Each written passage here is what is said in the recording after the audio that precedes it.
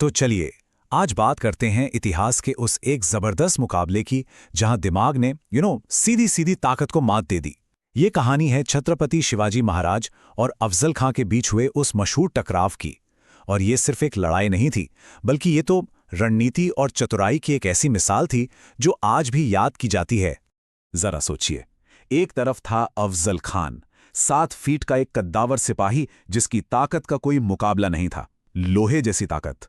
और दूसरी तरफ थे शिवाजी महाराज, जिनकी सबसे बड़ी शक्ति उनका शरीर नहीं बल्कि उनका तेज दिमाग था।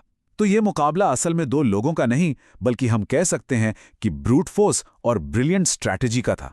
तो ये बात है साल 1659 की। उस वक्त बीजापुर सल्तनत के लिए शिवाजी महाराज एक बहुत बड़ा खतरा बनते जा रहे थे।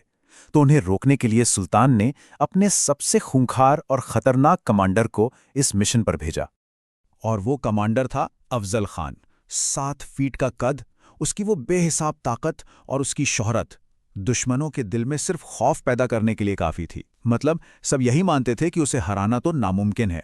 अफजल खां का जो मिशन था, जो मकसद था, वो एकदम साफ था। किसी भी तरह, किसी भी कीमत पर शिवाजी महाराज को खत्म करना। ये एक ऐसा मिशन था जिस पर पूरे मराठा साम्राज्य का भविष्य टिका हुआ था। अब देखिए, ये लड़ाई मैदान में तलवारों से लड़ी जाती, उससे पहले ही ये दिमागी तौर पर लड़ी जाने लगी। ये एक शतरंज के खेल जैसा बन गया था, जहां हर एक चाल बहुत बहुत ही ज्यादा सोची समझी होती थी। तो अफजल खान ने अपनी पहली चाल चली। उसने शिवाजी महाराज को उकसाने के लिए मंदिरों को नुकसान पहुंचाना शुरू कर दिया। उसका प्लान था कि वो गुस्से में बाहर आएंगे और कोई गलती कर बैठेंगे, लेकिन महाराज एकदम शांत रहे। उन्होंने उल्टा खान को मिलने के लिए बुला लिया, प्रतापगढ़ के किले में, एक ऐसी जगह जो घने जंगलों से घिरी थी और खान के लिए बिल्कुल अनजान थी। शिवाजी महाराज को यह अंदाजा था कि यह मुलाकात एक धोखा भी हो सकती है। उन्हें अफजल खां के असली इरादों पर पूरा शक था, इसलिए उन्होंने चुपचाप अपनी तैयारी शुरू कर दी थी। अब उनकी तैयारी का जो पहला हिस्सा था वो था चिलता खत। ये लोहे की कड़ियों से बना एक कवच था जिसे उन्होंने बड़ी चालाकी से अपने कपड़ों के नीचे छिपाकर पहना हुआ था, एक हिडन शील्ड की तरह। लेकिन तैयारी सिर्फ बचाव की नहीं थी, हमले की भी थी। महाराज ने अपने हाथ में छिपा रखा था एक बहुत ही घातक हथियार, बाघ नख। जैसा नाम वैसा काम। ये छोटा सा हथियार पलटवार के लिए एकदम तैयार था। और हां, महाराज वहां अकेले भी नहीं थे। उनकी रणनीति का तीसरा और शायद सबसे अहम हिस्सा थे उनके सैनिक।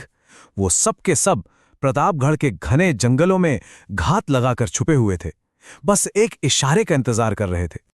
और फिर वो वक्त आ ही गया, आमने सामने की मुलाकात का।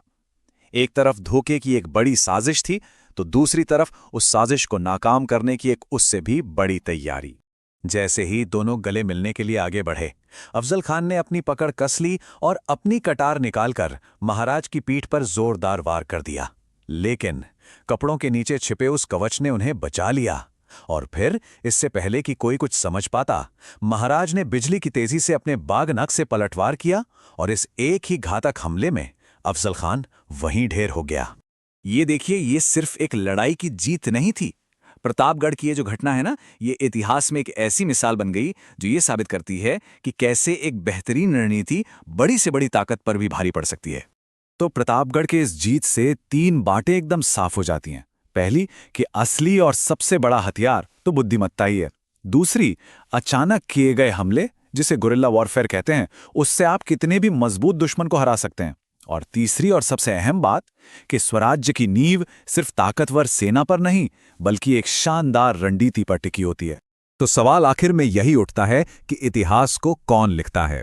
वो जिसकी भुजाओं में पाशविक बल हो, या वो जिसके दिमाग में एक शानदार रणनीति हो? इसके बारे में सोचिएगा जरूर।